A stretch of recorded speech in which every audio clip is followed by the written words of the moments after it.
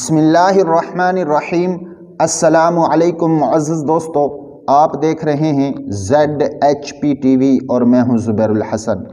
ZHP TV کے معزز دوستو، آپ دیکھ رہے ہیں 8000 صحابہ کی تاریخ، اور اس ویڈیو کا ٹائٹل ہے بغیر اجازت کے کسی کے گھر جانا۔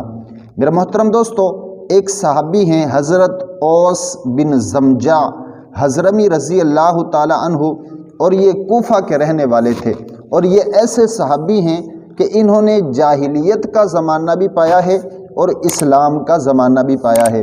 اس صحابی کی وفات 73 ہجری میں ہوئی تھی۔ یہ صحابی آپ صلی اللہ علیہ وسلم سے ایک حدیث شریف نقل کرتے ہیں۔ یہ فرماتے ہیں کہ آپ صلی اللہ علیہ وسلم نے فرمایا کہ کوئی شخص کسی کے گھر میں بغیر اجازت کے نہ جائے، اور نہ امام بنے بغیر اجازت کے، اور نہ اس کی عزت کی جگہ پر بیٹھے بغیر مالک کے اجازت کے۔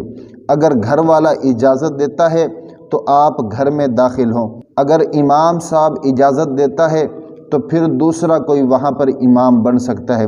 اگر عزت کی جگہ پر کوئی بیٹھنے کی جگہ ہو تو وہاں پر بھی بغیر اجازت کے نہ بیٹھے۔ تو میرے محترم دوستو، یہ تھی تاریخ حضرت اوس بن زمجہ حضرمی رضی اللہ تعالی عنہ کی۔